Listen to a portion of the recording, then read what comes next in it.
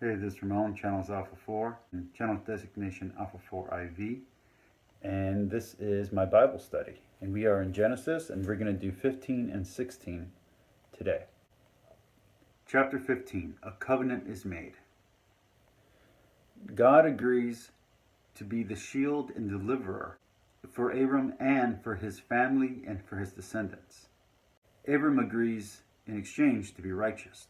What righteous means here is to be true to one's social obligations and commitments. Okay? So you're going to keep one's word. The promised land is defined in this chapter as well. It's a little bit broader and bigger than what we would think of as Jerusalem. Some people think that this is because this is the extent of David's kingdom. Other people think that this is an idealized idea of how big the promised land should be. Abraham is also promised a son and an heir. Okay? Now, both are promised a son and an heir, which is interesting wording when you see what happens in the next chapter. From here, at this point, toward the end of the chapter, what you begin to understand from other faiths outside of Judaism is that Abraham's faith is a model for Christian faith. So many Christians will use Abraham as an example of how to be a faithful Christian, which might seem weird to some Jewish people, but that's the model that we use because we're modeling our faith, our religion, on your religion. Then you get to the idea of how long a generation is.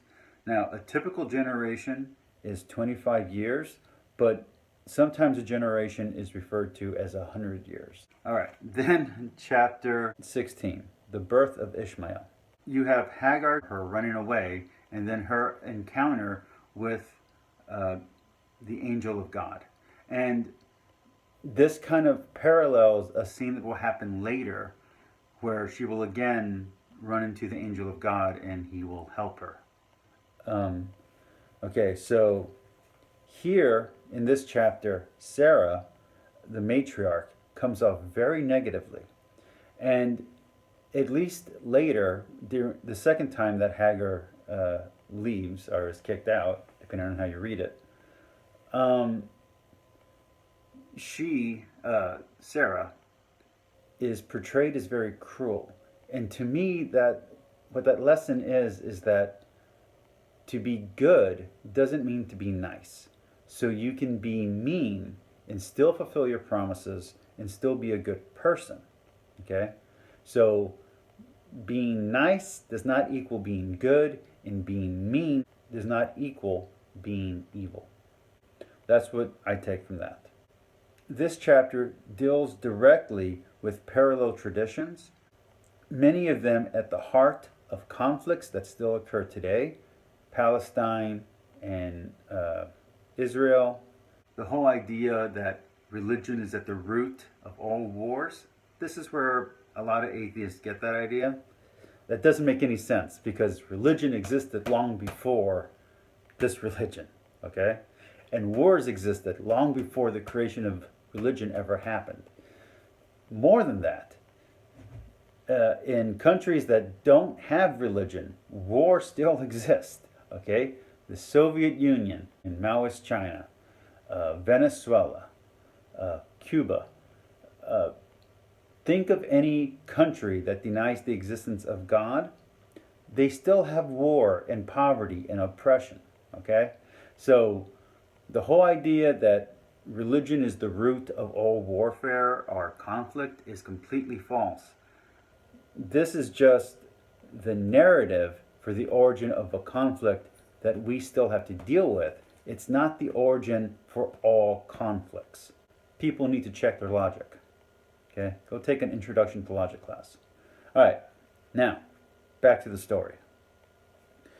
So, I know that it seems extremely cruel in our eyes what Sarah puts Hagar through. But you have to understand that at this time period, whatever time period you think this is happening, the common practice here is that if a woman cannot bear a child within 2 years, the concubine would be the one to mother a child so that way the father's line could continue.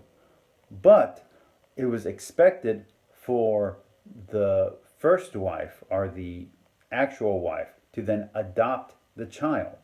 She doesn't have to, but it's expected. So when Hagar starts disobeying or raising her eye or whatever the uppityness is, basically the punishment of exile, or here her running away, is actually as well in accordance with the established Mesopotamian law of that time. Okay, and then you get the promise. But the promise here is not just to Abraham. Hagar also gets a promise. And this promise will be fulfilled. Before we get into the promise, there's an interesting little parallel, little flip here in the foreshadowing that's happening. Here, Hagar, an Egyptian slave of a Hebrew, meets God in the wilderness. Later on, Hebrews, considering themselves to be in a slave status to Egypt, when they're in the wilderness to escape that servitude, will run into God. So you see there's a nice parallel in the storytelling from Genesis to Exodus. Going back to the promise. And this is going to get a little controversial, and I'm not trying to offend anyone. Specifically the promise to Hagar. Ishmael is extremely important here to the history of the world, and specifically to most Muslims, especially Arabic Muslims, who they consider Ishmael to be a direct ancestor. And they also consider him to be a forefather of their prophet Muhammad. All right, I'll see you guys in the next chapter. Comment below, like,